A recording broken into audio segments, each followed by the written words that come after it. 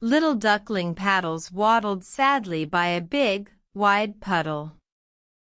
Little duckling paddles wished little duckling paddles could cross to the patch of juicy clover on the other side. The water looked too deep for little duckling paddles to swim alone. Wise old Turtle Shellby was sitting on a smooth stone nearby. Turtle Shellby saw little duckling paddles looking longingly at the clover. Turtle Shellby knew just the thing to help little duckling paddles. Turtle Shellby beckoned little duckling paddles closer with Turtle Shellby's wise head. Turtle Shellby had found a piece of strong paper dropped by a gentle breeze. Turtle Shellby said they could make a paper boat.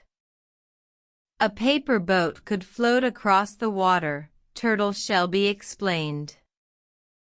Little duckling paddles tilted little duckling paddles' head, curious. How could flat paper become a boat? Turtle Shellby showed little duckling paddles how to fold the paper carefully. First, fold the paper in half, Turtle Shellby instructed slowly. Little duckling paddles used little duckling paddles' beak to help press the fold.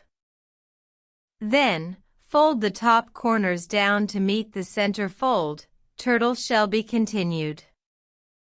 It started to look like a little house roof. Next, fold the bottom edges up on both sides, Turtle Shellby showed. Little duckling paddles smoothed the paper with little duckling paddles' soft chest feathers. Now, open it up a little and flatten it the other way, making a square shape, Turtle Shellby guided. This felt like magic to little duckling paddles. It was turning into a little hat shape. Then, fold the bottom points up to the top point, Turtle Shellby said softly. Fold both sides. It was a smaller triangle now. Again, open it up and flatten it into the square shape, Turtle Shellby demonstrated. Little duckling paddles was amazed. One more step, Turtle Shellby whispered.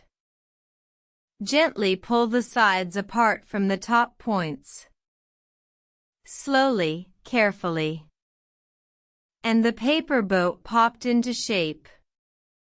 It had a flat bottom and little walls. It was a perfect little paper boat. Little duckling paddles quacked happily. They carried the paper boat to the edge of the puddle. Turtle Shellby gently placed the paper boat on the water's surface. It floated. Little duckling paddles carefully stepped into the paper boat.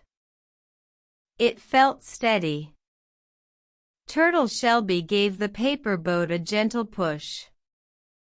The paper boat glided smoothly across the puddle.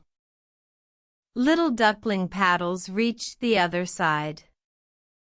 Little duckling paddles hopped out and nibbled the juicy clover. Little duckling paddles thanked Turtle Shellby with a happy little flap of little duckling paddles' wings. The simple paper boat had carried little duckling paddles to a tasty treat. Learning to make something useful felt wonderful. A paper boat made from paper and care could help cross a little challenge. And the paper boat waited patiently on the shore, ready for another adventure. Maybe you can try folding a paper boat too. Imagine floating across a calm pond as you fold. Close your eyes now, and perhaps you can dream of gentle waters and paper boats. Sweet dreams, little one, and remember that sometimes simple paper crafts can take you to wonderful places. If you liked this story, please give us a like and subscribe for more gentle adventures.